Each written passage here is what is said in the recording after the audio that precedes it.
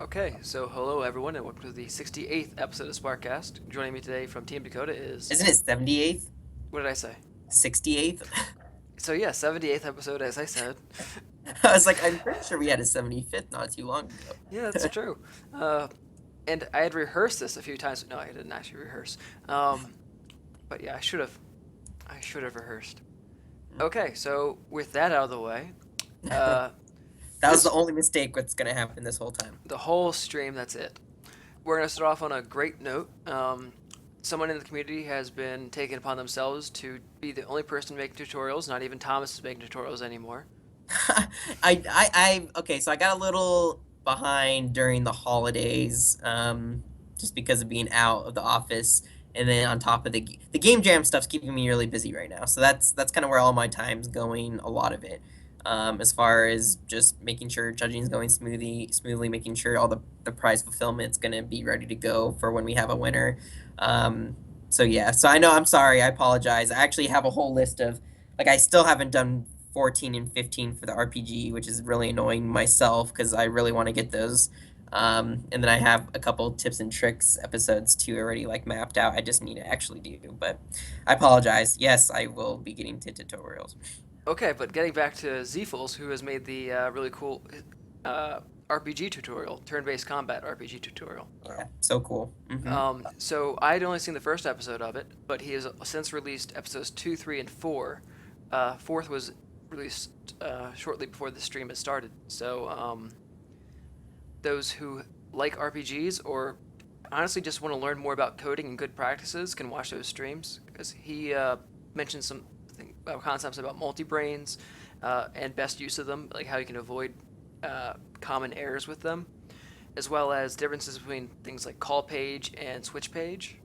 Hmm. So interesting things like that that can really take your code to the next level or help you do more interesting and powerful things with code.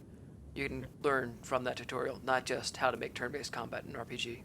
It's very cool. So is he? I've only been able to catch snippets of the first episode, so not even the full thing all the way through. So would you say he's approaching it where if you're don't know too much, you'd be able to follow along, or what level is he expecting people's coding knowledge to be when they come into the tutorial? Well, he explains pretty much all of it as he goes. Like It's he good. didn't expect So you to know what multi-brains was, but he added brain and then explained what add brain is and why he adds two slot to it instead of just add a brain in general. And it explains like parking lots and parking cars in a parking lot where one slot is like one parking space. mm-hmm. So things like that. Yep, So makes I, sense. I would expect honestly people to have gone through at least the tutorial with your what you guys have had so far with the new user Or- tutorial series for make a game through either RPG or um, 2D. TV scroller. Right. Get at least one of those out under your belt, if not both of them, before you take on to something more advanced like the RPG. Though the RPG, turn-based combat RPG that he's making is going to be a little more advanced and because it has some abstract nature to it. Awesome. So either because I see Zefels is in chat with us, but maybe because you're also paid attention. So what would you say episodes 1 through 4? What topics has he gotten to so far? Do you know? So with episode 1, he just started with the multi-brains and got adding both the enemy and the main character to Okay. know when the other person's charging up and when they're getting ready for their attack. Okay. So that So he does it on an action. Is it action point kind of system then, where it charges and then once you hit it, it's your turn? right, and I believe he also has some more advanced ideas along the way where you can also choose to block during your off turn, but that'll reduce the rate at which you grow uh, towards your next attack or next move. Okay. So there will be Interesting. some interactivity to it as well as just waiting for your turn to happen. And then when it's your turn, nobody else can do their turn. That sort of thing.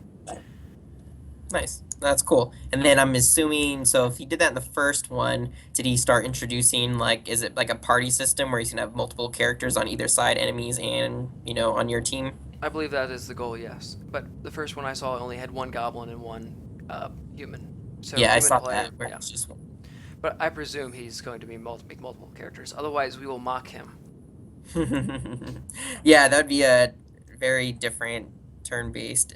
Like almost every turn-based, that kind of style or Final Fantasy like fight. Like I just imagine it's like a party of good guys and a party of bad guys facing off. Right. Or kind of like what your ogre battle. Yeah. Hmm. Though my Mine Bob's ogre battle had like formations and stuff like that, whereas I don't believe this is going to have formations. Mm. Oh, yeah, because there's like a row, right? There's a front row and a back row. Right, and that would restrict who you can attack and stuff like that. Mhm. Yeah, and your defense and stuff. Hmm. Yeah, I think that's cool. Like, no idea if that makes sense For more in, general. what he's making, but like I do like that idea of like a formation and like set positions too to go in. That's It, pretty. I think it just adds another nice layer of strategy. exactly. So that's why it went towards. It was actually in a what's called a tactical RPG rather than just a straight up JRPG. Mm-hmm. Makes sense. Very cool. But with him, with Zephyls, he's going to release the like assembly of the full version of the result at the end, so people can just watch the video and know what they're doing, or they could build along with it if they need to. Learn Mm-hmm. like you'll learn better if you build with it, but if you already know this stuff and you just want the final product to mess with, then you can do that too. Yeah, I always like to go with it. That's my like personal preference. I realized I learned like a lot more when I started doing like Muscad's tutorials. I went through those too, like a lot of other people did. And I realized that I was doing it wrong because I used to just watch the full episode and then like try to go into the editor. And I got a lot of good trial and error from that, but it made a lot of sense to be able to match what was happening on screen at the same time. And I think that's kind of best practice. And it kind of makes you not overloaded, right? You can like spend 15 minutes like a day, as these videos come out, like building toward that same goal, as opposed to, right, like trying to do this all at once in a 5 hour sitting or whatever. Exactly. He's releasing one per day, is my understanding. So Hmm. Yeah, some really smart individuals suggested that. I don't know who, because we're not in the company of any smart individuals. It's definitely not neither me or you. Exactly. But yeah, following through and if you're in the process of learning, the best thing to do is reproduce this Mescat tutorial, the Zephyls tutorial, the Team Dakota tutorial, whatever you're watching. Actually go through with it. Otherwise, it's not going to stick. Yep, exactly. Yeah, you have to actually part of learning to create. Part of that is actually creating. It's hard to become a master creator without actually going into the code yourself and doing it. Because you're inevitably going to make mistakes, and that's actually what makes you better. Because you know Yeah. what doesn't work, so that you can know what does work. Mm-hmm. Yep. Um, You have to hit those, times where you're really frustrated, and it's because you usually, right? Usually, when you're really frustrated and don't know how to fix something, you end up seeing like, oh, I did this, and this is like a reason why I poorly coded this, and now it took me an hour to clean up what I did, but I could have coded it this way. So in the future, if that happened, it would take me, 3 seconds to fix, and I would also immediately be able to figure out, what I did because it's obvious. Um, I learned that the hard way when I first started about how to code much smarter so you could figure out what's actually going on. Stuff was so convoluted when I first started. Ugh. so if anybody else would like to make a in-depth starter kit or a tutorial series on whatever you're passionate about, like that you would like other people to be who are also passionate about to be better at making those things, please let us know. And if you are in the process of making one or you have made one, and we will be glad to mention it on air here. And also probably in a blog post or something if you want to. Oh, that's another thing. So if you want to do a blog post on .org and be front page material, feel free to, and you can write it up and I'll feature it for you. Hmm. Yep, and we're on Team Dakota side. We're always happy to celebrate and talk about people's tutorials and highlight those too. So no, it's great. More than likely, I don't want to deter anybody from trying to do cool videos or whatever, but it's definitely a contender. This series is a contender for like the community, videos of the, for the state of Spark or whatever that we highlight all the time. So Yeah, you guys have a bunch more. Well, .org focuses on like the core community, so the core community will see the stuff if it's posted there, whereas you have much more broad reach with your social network channels to broadcast out the tutorials either onto. I'm not sure what the appropriate network would be, either Facebook, Twitter, what have you. sometimes all of them just depends. Right. Yeah, more than likely, we're always on Twitter and we're always going to be on .com. Facebook, we hold back and we only stick to, one or two posts a week maximum on Facebook just because that audience prefers short, less posts, but more like quality posts. So it depends. So that one's not always as likely for Facebook, but Twitter and .com, we usually are always on there. And we usually talk about on, right, SparkCasts and live streams and etc. So speaking of live streams, we have a new format for the Thursday ones. We We kicked it do. off. So hopefully some people in chat had experienced that. If not though, well, let me open your eyes to this new crazy experience that is Thursday streams. So we did our first one last week. You can actually it's uploaded on YouTube now, so you can kind of get an idea of what the format is. We're calling them creation streams, which that might have been what we named some of them in the past, but whatever. Hmm. That's what we're going with. But all we do is we take a creation from the community. So the first week we did a Wii adventure game that was by Mighty Tomo I or L, I can't remember. um, and it was pretty much like a really good world, I think, for our first one because it was so open ended. You could really remix it any direction. There was a lot of things that you could fix code wise. There was a lot of things you could fix design wise, and you could really take it in any other direction. So we played through the original, and then afterwards we went and looked at what the community remixed and what they either improved or changed or what have you, any kind of contribution. So we went after we played like 15 20 minutes of the original, and then we moved over and checked out remixes. So there's like 4 or 5, I believe. One of them changed into like a winter snow scene. And yours, you did a remix. You switched out the forest to match more of the zombie necromancer feel. You did a bunch of dead trees and fog. I think you kind of placed the fog though in choice locations. I think compared to the original, so it wouldn't impact performance as much. Whereas Uh, it was also the size of the fog that mattered. yeah, The exactly. size does count. Like Hmm. when it's giant fog, you're gonna be like punched in the face with performance. But if you make them small and just like background material or underfoot material, then you're fine. Yep. The trick is you really never want to be like embedded in the fog. That's like when the fog is up to the camera, it's when you're gonna start getting a ton of issues because it's trying to draw so much on the screen. Especially if you start layering effects on top of it, it's just fog's a tricky one to get correct. You can definitely pull it off, but you have to be elegant in your solution for it. Yeah, fog is one of my favorite effects, but it's also the one you have to use with care. Yep, for sure.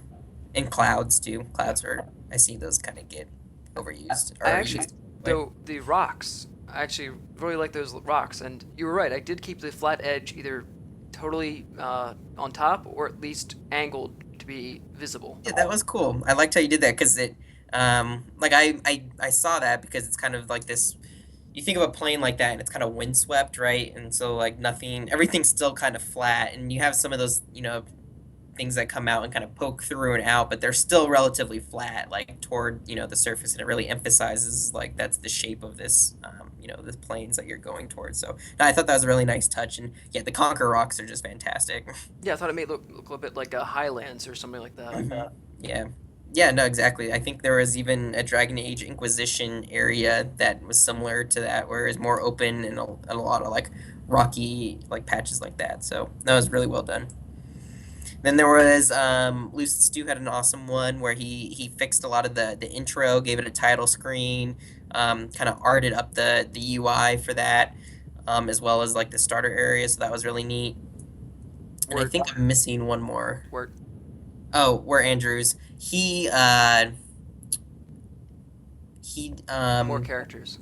Yes, the character selection. Thank you very much. I knew I was blanking on it, but yeah, he added what he had 19 characters or something to that effect. Of he added a whole bunch, and I think he had different stats for them too, so they behaved a little bit differently.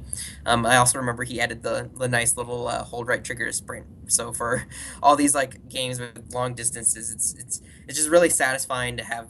It doesn't even have to be super fast, but something that just goes faster than the standard. Right. Makes you feel like you're going faster regardless of it. You could actually take the default speed, make that your sprint, and then have a slower walk as normal, and it would still be really satisfying just to go fast because you have that option. Yeah, because in general, when people make levels in Spark, they do so from afar. So they just kind of build on a large scale, and then when they go into test mode, they're like, "Oh, that was really far, but I already worked on this a while, so I'm gonna leave it as is." Hmm. So that's Yeah. also pretty much why I dislike 3D games in general. Like, Mm, I didn't realize why I disliked them until I started playing Project Spark, and then it clarified why I dislike 3D games. interesting. No, that It, makes sense. too much white Yeah, space. you get like, I mean, Project Spark definitely forces you to think, through kind of the mechanics, right? So you see what you like and don't like very well by each particular like case, and there's so many levels to compare between.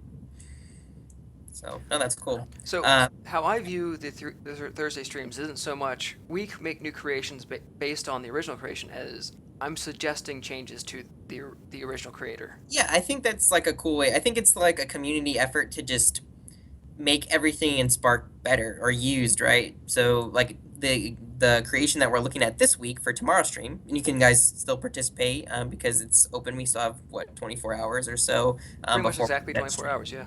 Yep. So we're looking at combative quills 6. Her level that is um, a cityscape abandoned project.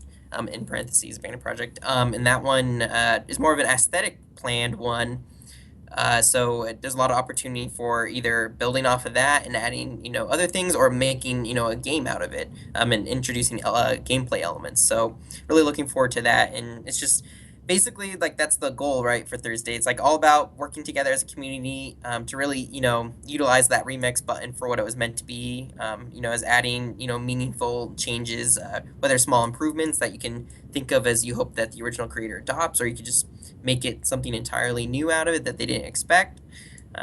I don't know. So I think it's fun. I think it kind of celebrates kind of that nature of Spark that we've always had a hard time fostering as regards to the remix button and and how it kind of how it could be used in a really great way. So I just actually just noticed a milestone of sorts for this channel. We just passed 100,000 views. Oh yeah, we did. Very sweet. That's Yeah. awesome. So golf clap everybody. Yeah, good job. Pat yourselves on the back. Um, I know I'm definitely a bunch of those views. all right, so the game jam is wrapping up in a sense. We're going through the judging process now, We are. and that gives us some time to reflect right now, while it's still fresh in our minds, back on this It past does. game jam and what we would like to see in future game jams. So if you in chat would be interested in giving feedback on this current game jam in the form of what you'd like to see in future game jams, or even I presume the next jam itself would not be a game jam, but more of a creation jam in general, like a more uh, less game focused, more general creation focused, like in an alternating fashion. I don't know about that. I think that's still up in the air. Hasn't been decided on the direction if we would go more game focused or not. I definitely feel like we would go less huge scoped. I think, as because this one was like build big, and build big is awesome, but I think we would want to offer something that would be a little less intimidating for people to jump into. Kind of allow more how.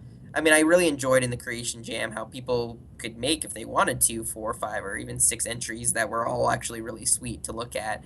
On top of the fact, like, you could make one in an hour or two, or even 20 minutes if you wanted to. I think we got a lot of creativity out of it. I think with what I didn't like about the Creation Jam, which was kind of a necessary evil about it, was all the it was like Workarounds. all the rules and restrictions and all those kind of things in place. So I don't know if I'd approach it that way, but Well, I think the rules they were fine. They just need to be a little more clear as how the judging was going to be, because in the yeah, end, those who had the best workarounds made the best progress in the judging. yeah, potentially. I would say I think when you look at the people who won and stuff, I don't think many of them were trying to skirt rules or anything like crazy. Like, I mean, Find the Forest just embraced what we said and figured out a way to create a meaningful experience in the problem. And Well, um, that's what I thought was kind of a workaround, where it was dynamic creation and deletion of we props. knew people were gonna do that.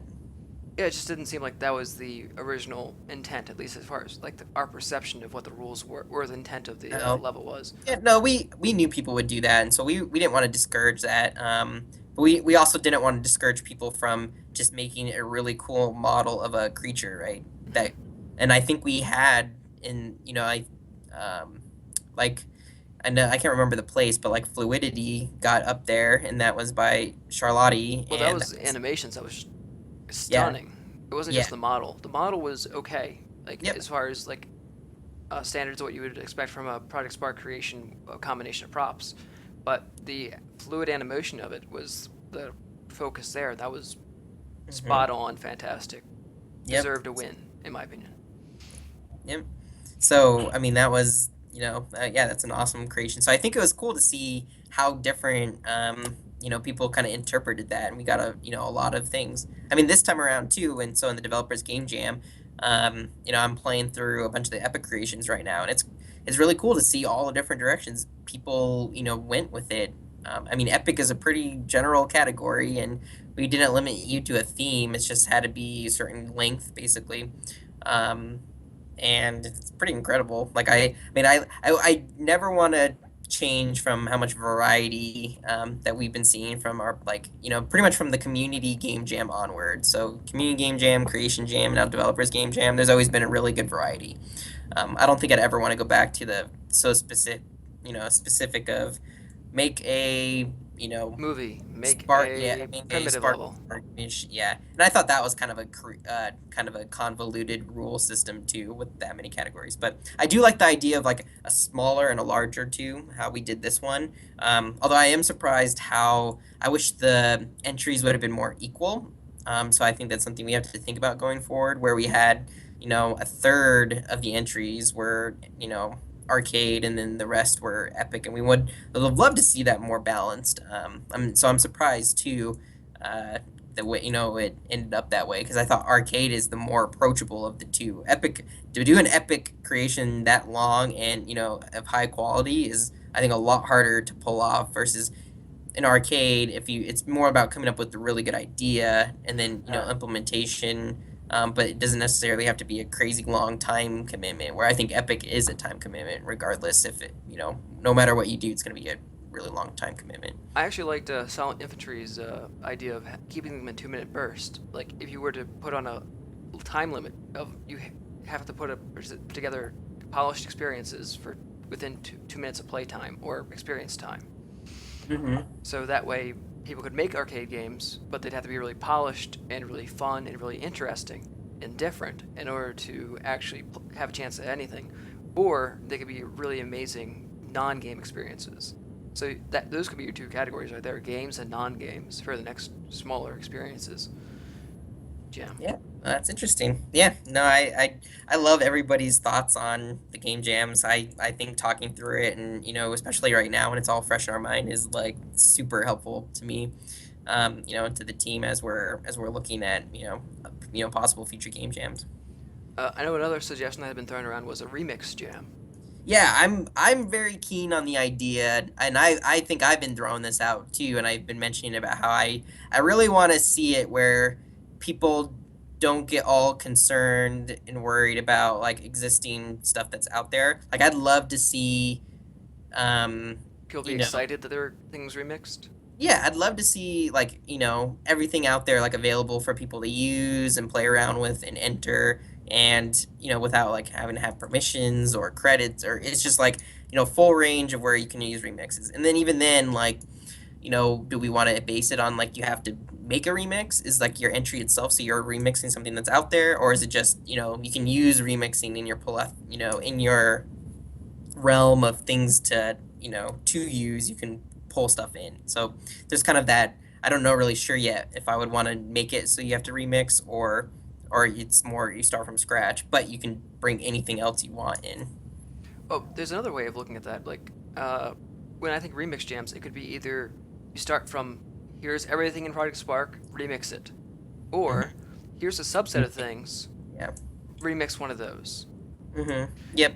And that's similar to the Ford Game Jam, but those were also blank templates. It was just more about Yeah, keeping track of it. But we would actually, potentially like, say we did a game, but it was just we gave you a room, and you could not change anything about the room, and that was like where the character started. But like this room, it like it has whatever beginning, and maybe we do like a little story, and then the door opens, and then everything else is you can do something after that. So it's like the setup, and then anything else you want to do after that, you can change.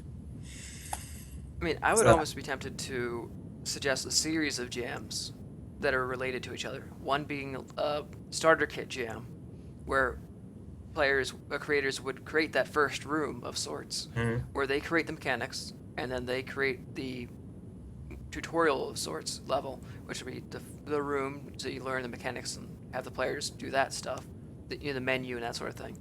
And Mhm. then the second jam being the remix jam, where players get to take those starter kits and then build from them. Yeah. See, and then when how I think we talked on a SparkCast about this, about the I with the thought it game was. jam about gating it too. I thought this Like, was about. I thought that was in the another call, but I could be wrong. oh yeah, I can't remember.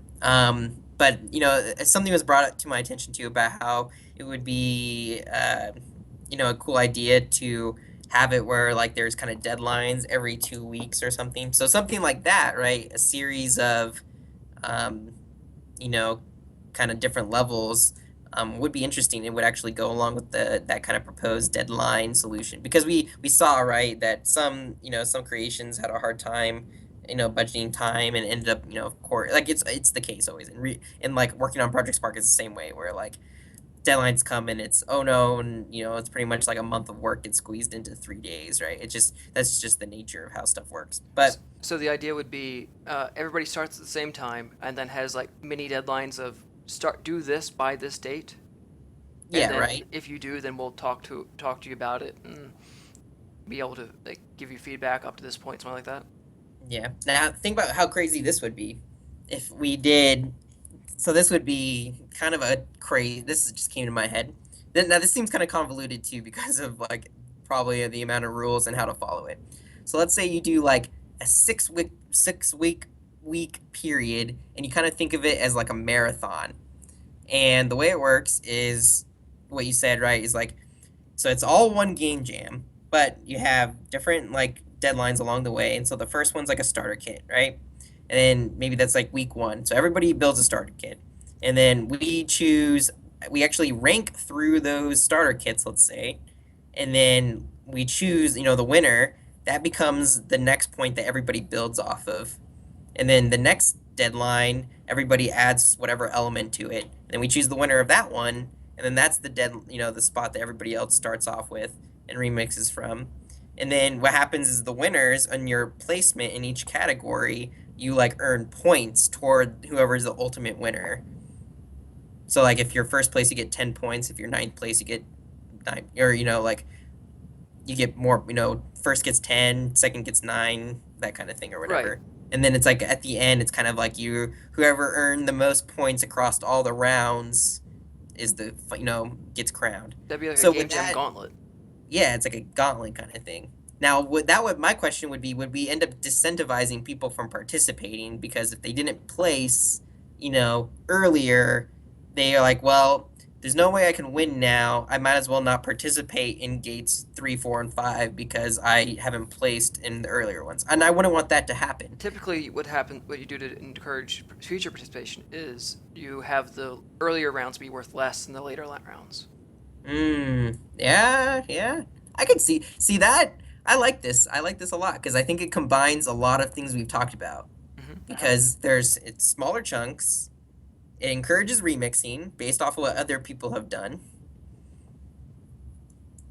It's just gonna, it's It's gonna just be kind of it's a little busy. It's a little busy and kind of convoluted. right because you're There's a gonna have lot of rules and it's pretty active, and you have to be able to like basically you want to be able to participate like every week. Um, yeah. I think that this would be a good thing for a smaller community focused challenge than it would be to a broad game jam type thing, because when I've been in the past part of other communities that had tournaments and stuff like that, when the rules were very complicated, it tended to happen to be the same people who would participate each time because they were the ones who already knew the rules, and heck, they were the people who started it and came up with the rules themselves. yeah, exactly. So it was hard for anybody else to get in because they weren't there at the start when the rules were simple, and then they kept getting more and more complex. Yep. So it's not like actually building something. When you start at something that's simple, it's easier to build upon it than if you were and understand what the final product is. Then if you start at the end and you just like, that's an entire book, I can't read all those rules. Yeah. Yeah. What I would hope is if with the whole gauntlet thing or whatever, if you made it where each round didn't feel like the overall thing, I think no matter what would kind of feel complex. But if each little round didn't feel complex, as in like potentially, right, there's small prizes along the way too. So if you just win first in one round, not only are you getting points toward the grand prize, but maybe you get a game code or something along the way, right? So maybe if there's prizes that are hard, besides getting just points, right, there's actual prizes along each way. So you could maybe your goal isn't to win the grand prize, but you think you could pick up a couple game codes along the way, right? Oh, that's true.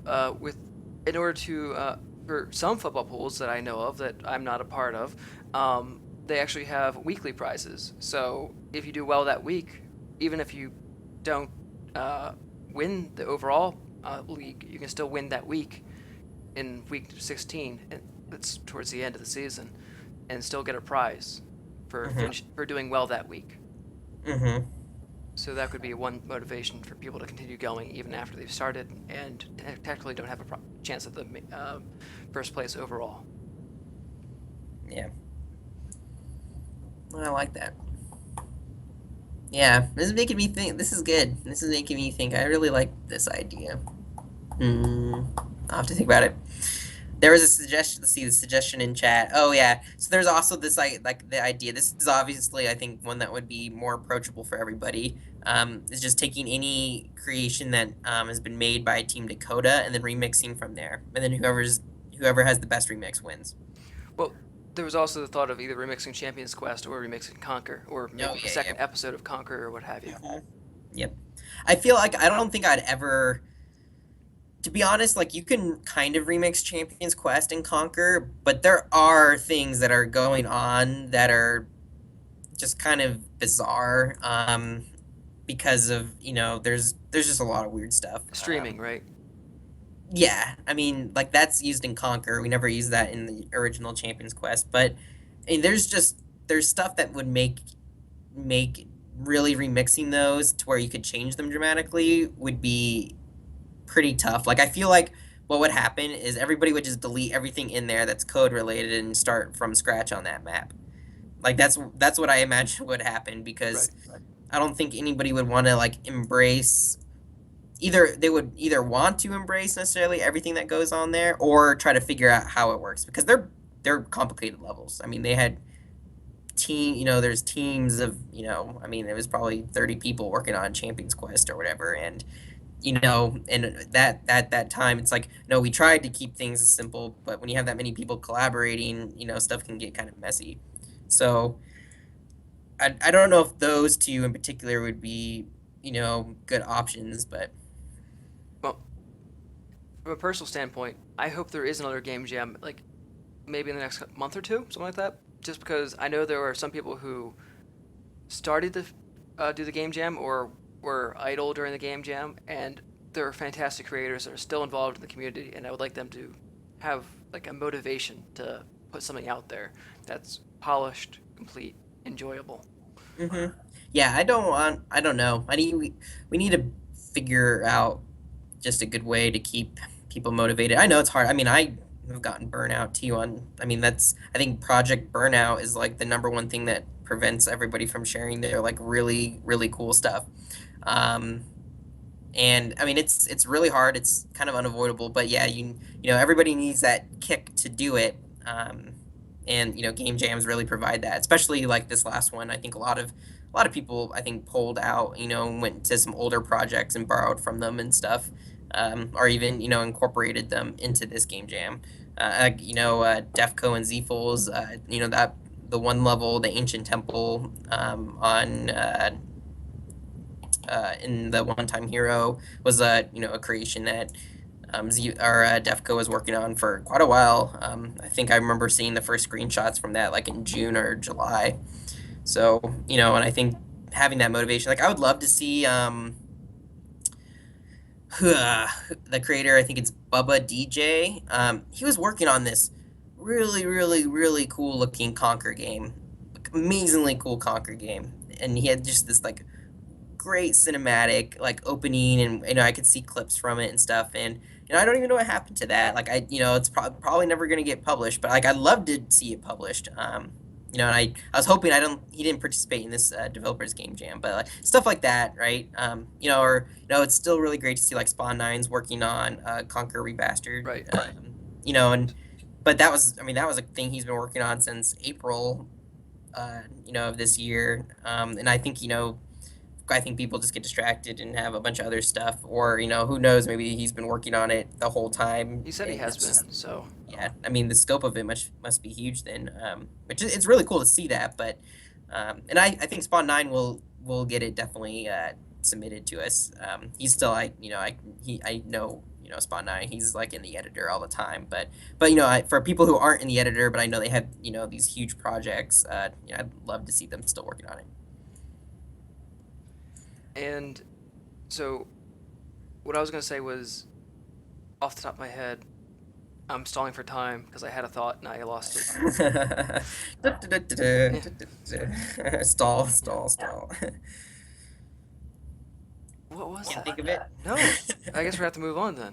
We were talking about people, like I mentioned Bubba DJ and his Conquer level, and then we switched over to Spawn 9. We were talking about people finishing their larger projects, and you mentioned how you'd want. That was it. I've said this before and I'll say it again. The easiest thing in the world to do is start a level. The hardest thing in the world to do is finish a level. So the best thing you can do is work in a way that no matter where you burn out, you can call it done and publish it. Because if you don't, it will never be published. Mm-hmm. So yeah, and I think that's like actually a huge shame, because I think that's the really sweet thing about Project Spark is the whole remix thing, right? Like, how cool would it be? Like, maybe right now you're not a fan of the remix button, and you like just feel like everybody, the most uses it is yeah. But like, let's say you post up a creation half done, and then you don't play Project Spark for like a year, and then you come back and somebody actually used that creation either to help them, or actually based another creation off of it, and or they finished what you were started. Like, I think that's really, really impactful, where you can, it doesn't, like, even if it helps one person, like, I think that's it. It was totally worth it. That's all it needs, really. One person needs to, like, really, really either enjoy your creation and, like, remix it in a meaningful way, and it was, like, totally worth it. Because it's a lot of effort when people want to actually go in and remake something. And I think it's more than one person that needs to make it worth it. But no, I think it needs to be. I think it's just the thought that there's like some other individual on this planet that you have like this bond with. Like, I just need the one. That's it. I don't need like 30 people remixing my creation. Oh, just one person remixing rather than just one person ever remixing any level. Like one person like doing a meaningful remix. So there are several amazing creators that are in our chat right now, and I know that they are all, not all, but some of them are working on projects that are almost completely under wraps or will probably never be actually finished. So I just implore them to make sure that they progress from the beginning to the middle to the end, and so you can, whenever you're done, you can publish it and we can see it. And then if you can even make a tutorial on how to remix it, and it'll be more likely that people will be able to jump in and use your code to finish the level. Yeah, if like you do that and then you just post like a 20-minute YouTube video that's just, here's me walking through, so this is this brain that manages this, here's where my character brain is, he uses some multi-brain here, and you just do a quick rundown, that would be super helpful. For sure. Getting started is the hardest part. Yep. Yeah, it's really easy to hit remix and be like, wow, I have no idea where anything is, and I'm not going to go find it. And there you go. That's it. You go to see a lot of cubes in a bunch of scattered locations, and you're like, I don't know which of these cubes is what I'm supposed to use for which, and they're all the way across the map from each other, and I don't want to go hunting for them. Yep. So, so that reminds me, do clean stuff. Keep your coding clean. The areas that you have code in, just keep them apart from the level design area. Yeah. People who do the, I've seen the trend, and it's a good trend, is where everybody has like the little area that you just see a bunch of logic cubes, and usually the characters there too, and like it's basically their mechanics section and everything else. Like it's really, really nice how, when it's like packaged and it's just away from everything else. And then the only stuff on the map is level design, and then, pretty much spawn points and trigger zones and stuff like that. But you pretty much take out all of that stuff and you kind of put it in a nice central located. And the only stuff that's really on the map itself is the critical components. We'll call it Logic Cube Island. Yeah, Logic Cube Island. There usually isn't a Logic Cube Island. That actually sounds like a good name for a level, even. If you make a level based on logic cubes. There you go. That's more like a beta era of creation, but still, it could work. If you just have an island that's made out of logic cubes and logic cube trees, and that's a challenge to anybody who's especially creative and has no idea of what to do, and likes my bad ideas. Okay. So there was something else that came up this past week, and, well, 2 weeks ago, but I forgot to mention it during the stream last week. Someone has actually done a remix of sorts, but in Unity of a Project Spark level. Oh, yeah. So Plus2 has been working on a Unity version of Eric and the Bakery's GameJam submission, which was Chromecast. So he has his own version of it of sorts. There's a little bit different mechanisms involved. But we weren't really sure on where it stands to be able to remake things from Project Spark levels into Unity. He's already talked to Eric and the Bakery, and I think Eric and the Bakery is cool with it to some extent. So, but we weren't sure on where the official legal mumbo jumbo Team Dakota stance was. Yeah. So Project Spark, right? I mean, it's a tool where you build things in, obviously, and you can build whatever you want in there. The only really thing that, Spark, we have all these assets in there, right, that you put together to make new things with, and we own all those assets. Like you can't go make, male peasant, 321 in in another game or whatever, or FN 2187, I think is the. I'm making a Star Wars joke. Anyway, Blowing my head. Yeah, but what was I saying? But any stuff that you make in Spark, it's like really it's your ideas, right? Like so Chromecast, the idea, of this whole arcade version and the the paddles and bouncing off and stuff. Like, I have no right to Chromecast, and neither does Team Dakota or Microsoft or that's Eric and the Bakery's idea. Now, it's not our our motive or really our responsibility to also like defend people's projects, right? So, let's say Plus2 just made this game, based on Eric and the Bakery's, world. We're never gonna like go in and be like, hey, that's a Project Spark creation. You can't do that, and that's Eric and the Bakery's creation. Like, it's basically it's Eric and the Bakery's responsibility. He made this, and if he wants to call Chromecast his own, to work that out with Plus2, and we're kind of we're the platform, but it's not, we're not enforcing really either way. We're not stopping Plus2 from saying, you can make this, and we're also not, or when we're not really saying you have permission either. That's kind of between them two, as Eric and the Bakery being the original creator, and Plus2 doing his his remake. So it is pretty cool that a level from Project Spark is now going to be on mobile devices. Yeah, no, it's sweet, and I think it's a cool cool level to do it on. It's a really unique, and I really enjoyed playing Eric's creation. So what really surprised me was, as a project pointed out, the visuals of Chromecast. He put a lot of effort into like the smooth animations and stuff. the title screen and the way that all like moves around and stuff is I was super impressed. I don't even know how I need to remix it and figure out how you did that because I love how it like goes to the title and it shifts over and when you go to leaderboard it switches to the 1, 2, 3, 4, or 5 like and it's just like those color circles that are like always changing like moving around like oh that was sweet and then when the game starts they all move and form like the circle around your the the arena basically that you're playing in. No, it's really cool. So I th- Project Go ahead. mentioned that it was something about the visualizer. So is it that the thing that he made in the community game jam? Oh yeah, because so there is in the background. I think Project Sparker's like a frozen version of Project Sparker's Infinity uh, Oh, okay. in the back. But that it's not. It doesn't really move or change. He like just has that nice repeating pattern set with like nice lights, like a rainbow light set up in the back. But it's not doing the The going with music or yeah. Yeah, but it's a still version of that as the background. gotcha. Well, very impressive stuff.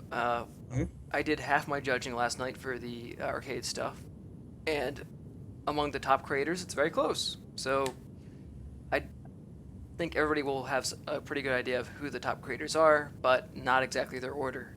I'll be interested to see how that pans out for the judges overall. Yeah, I'm really curious on seeing how the ordering goes too. Yeah, we I think most of the judges are finished all the arcade creations and we're beginning to look at the epic creations. So pretty cool. I might be able to, no promises, but I think maybe next week in the State of Spark I'll have lists for the top 10 for each category, but we'll see. That's my goal is to be able to kind of do a teaser of the top tens in each, and then we'll get closer to doing a full reveal of all the winners. And what was really smart for you guys this time around was you didn't put a date on the results, so there's no actual pressure to get something done in the month of January if something comes up. Yeah, I mean, you guys know how it's been. We're adapting and going with what happens, and things keep creeping up all the time. But yeah, so it's a little tough to hold to a specific date. But we are more definitely winners should be know they are winners before January is over. That's definitely the plan. It should not take any longer. Like we said, we're already judging right now, and arcade is already almost done. So really, as soon as judging is finished, we just need an elegant way of talking about it and communicating it to you guys, and then we're gonna do that. So there was one more cool thing I wanted to bring up, and that was Corey Blinn. He was a community spotlight on the most recent State of Spark, Mm-hmm. He and was. he answered some cool questions, the typical questions, but he also gave some cool answers. Like he mentioned his Spark creations, which I think have been severely underutilized and not having as much exposure as they deserve. Because he puts some serious work into this code, like months and Yeah, and years. he's a very code-driven creator, and I think that's mainly. I feel like there's always it's really hard to see code, right, and understand the work and effort that got put into it. So I think it's a lot of times focus gets put on really strong visual designers and stuff. But I mean he's a wizard by code for sure, and I think he was a perfect candidate for the creator spotlight. So Yeah, that's so awesome. just name the levels that he mentioned for the ones he was most proud of was a tick attack, ATIC space ATAC. Um, it's Yeah, a it's based off a rare game, right? yep. It's also included in the rare replay. So if you played that, then you know what to expect from that level. He made a large random maze with a leaderboard. So I think that was intended to be remixed more often than it actually was. So I guess that might have been a good. Yep, potentially a good Thursday stream one. Mm-hmm. And same thing with the engine endless dungeon starter kit. Maybe I have that one in mind. Maybe those are both starter kits, but worth checking out for. Maybe do both of those for 1 week and see which people like for both. Maybe Mm-hmm. something like that. Um, he also mentioned his favorite Spark levels, which were Invasion 2, duh, uh, X0, duh, and Spark City, which I think has been one of the more uncommon thoughts as far as like what you would expect to be named from a top three. Yeah, I think it's no one would say Spark City, it would be in the top because of a game. It's not a game, right? But I think the vision behind it and what it's meant to be is awesome, and it's a really big idea, right? This, city leveling to all these creators. It's no, it's really wonderful. So I can definitely see how, when you're looking at it through a different lens, why that could make your top three. Because it did have the moose lodge in it, and that was something. I think having a moose in your level definitely gives you a +1 for Yeah, points. I don't know if I'm still in there or not. My personal account hasn't published creations in a really long time now. But I did have a gun store based off of me. Oh, It's like Zitarg's gun store. well, you did make those cool guns from uh, Gears of War that we wanted to Yeah. show Cliffy B, but then you were like, I haven't shared it yet. Yeah, because that was way before I was done with it, and I never even finished it after it got broke in Hippo, and then I showed it off at PAX and just never went back. That was like, I think that level is like the perfect example of like when my code was really bad and why it's like so unappetizing to think about going back and actually making. I would like, if I could go back and do that again, it would be so much better. But I would have to like basically break it apart and fix everything. You would just basically, I think, take the assemblies that you had made and then start over. Yeah. Blank world. Or Yeah. world No, whistle. I think that map has a lot of potential. I just really budgeted stuff poorly and didn't understand that, a texture, using, a texture in terrain does not constitute a really good looking like dungeon or fortress or whatever I made. Like, there's sometimes it could look okay, but it was pretty ugly. I would totally go back and change how I did a lot of it. And so there's one other thing I wanted to get to that was in the status Spark briefly was the refunds, which are still going, which went Yeah, out. yeah. This really, I don't think affects any of you guys. But we still have a few outstanding refunding things. I want to reiterate that it is quite a few. It's like less than percent of the total refunds that went out. Of people who submitted tickets, but I mean, it's sizable for me. I mean, it's more tickets we're getting about refunds than anything else, and more than tickets that we usually got in quite a while. One thing I'm unable to go through and respond to all these tickets like until I get answers. I don't want to just respond to everybody and say thanks for your patience as we do this. Um, that seems it's kind of a hassle, and I don't want to spend hours putting out that message to everybody. But um, we're working on it. It's kind of a case by case basis. Rather than, if I've made all these people go to Xbox support, more than likely Xbox support would have done nothing for them. At least me kind of being the liaison for these cases has a chance of getting people refunds as they go through this process. There's no guarantees, but it's definitely, through the holidays was a huge thing that set this back because people were gone that I needed to talk to. But we're working on it. But it's not going to be an insanely fast process. So you guys are, I'm trying to take care of everybody who's gave a ticket, but you guys, since it's not through the automatic process, and it's money and stuff, all this stuff goes pretty slowly. So I mean, I apologize as much as I can, but that's about it. So since I bought a copy from GameStop yesterday for 1 cent, can I get $40 from Microsoft? No, yeah, do not buy anything at retail, and you won't get anything. And I've seen some people who still think like we're responsible and should be refunding everybody who's still buying stuff at retail. That's not true. All these people were told not to be selling Project Spark anymore and were paid for the copies they already have. So essentially, retailers are getting paid twice if you buy one from them. So if you do not buy one from them, they shouldn't be selling it anymore.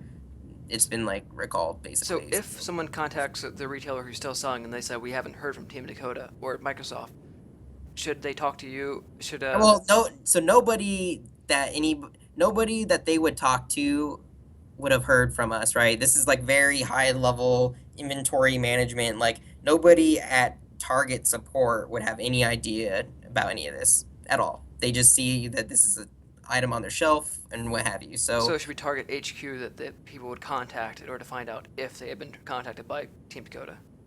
Yeah, I mean, so whether or not, I mean, it's their volition if they want to sell it. So we can say that, but they can still sell it. It's just it's one of these things. It's the consumer has is it's the consumer knowledge or not, right? Like, um, it's just people before they spend money on a game usually or or not will research it, and if they don't, you potentially will end up getting like cheated out of your money. Like it's I could go on I whatever. I'm trying to think of a comparable purchase. Like, it's the same way that like if I go and buy a season of, Blu-rays, on Amazon or something, and they were cheaper at Best Buy, but it's not Amazon's fault for selling me them at a higher price, right? It's just the way it works. Like it's the consumer is in the end responsible for knowing what the product choices out there. I guess the best example would be buying a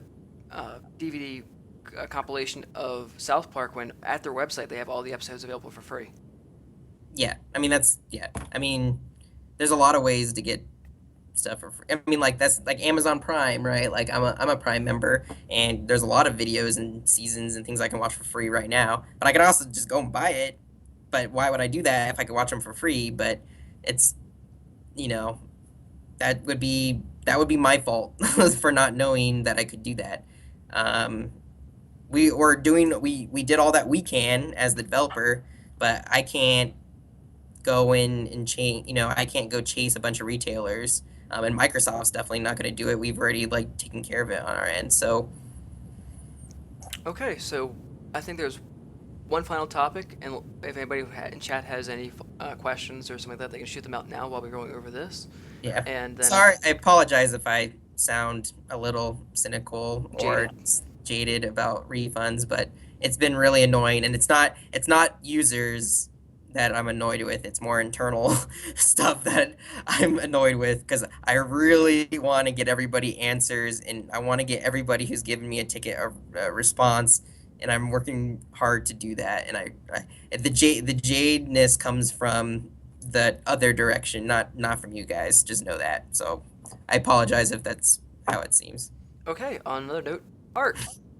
Yes. So I pulled up the concept art, and you can go ahead and talk about it for the next 5 minutes. All right, cool. So I'm gonna make sure I can see it so I can reference it as it comes up on screen. And yes, so now that my memory serves me right, what this is. So what we're looking at is Champions Quest Episode 2 concept art. So there's going to be probably no assets in there that you haven't seen, but this was part of Coding Archives and basically a planned level for CQ2. So of course it never got made. You guys know that, and we're not planning on any future episodes. But I just think this is a really cool concept piece. You can see like the little kind of character there, and kind of crossing the chasm, and then there's this Chasm. yeah, it's a chasm. Would you say Chasm. chasm? Whatever. Stop giving me such a hard time. Wheat thins. Wheat thins.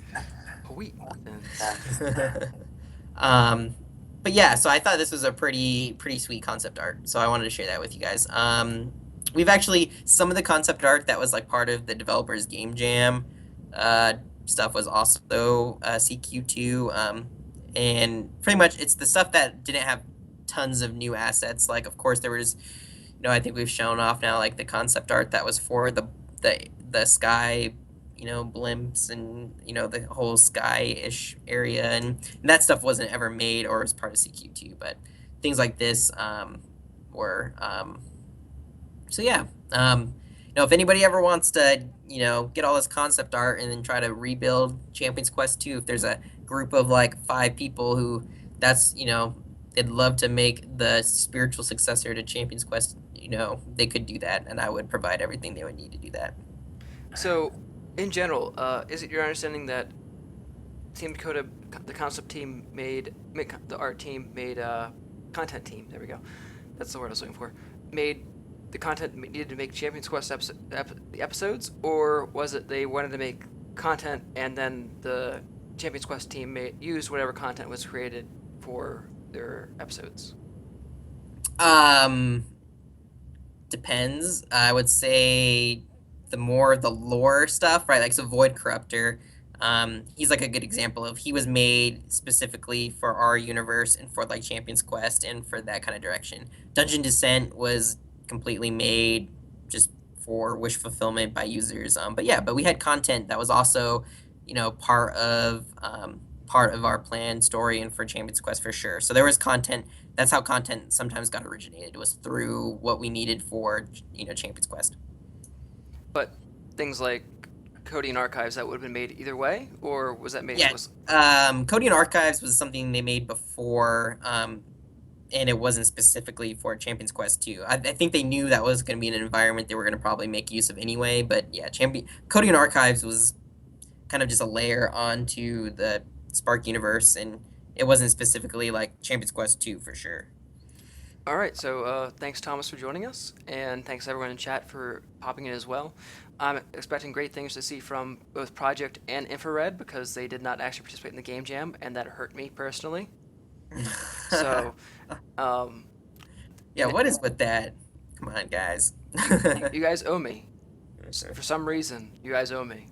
Um, and on that note, I'm going to go ahead and sign off, and we will see you tomorrow night for the Team Dakota Yep. stream. So next stream is 3 p.m. Pacific time, probably later for most of you. That's 6 o'clock Eastern time. And like midnight Euro time. Yep. So yeah. So tune in for that. It'll be really fun. Get your remixes in. You have 23 hours to get your remixes in, and again, that is Combative Quills, Creation, Cityscape, Abandoned Project. So everybody in chat right now, I'm opening up the viewer list. All right, so all these people who don't make a remix of this are getting banned. Banned from .com and from Spark entirely. Everything. I can shut off your access to the game, so you'll never be able to connect to services again. So those of you who are lucky and have a different name from your gamer tag, then you're set. So the only person who doesn't have to remix their own creation is Combative Quill. They're off the hook. All right, so now that Thomas has gone crazy with power, he's got a taste of blood earlier today with the band hammer, so now he's going to go hardcore craze on everybody. Enjoy your time spending remixing Combative Quills. That's a different CQ. Yes. All right, thanks everybody. Good night. Yep. Bye, guys. So Thomas, what's the next content pack that's coming out? I already showed off the Terzard. That's true, you did. All right. I did. So there we go. That's it. Bye. Yep, Terzard. I won.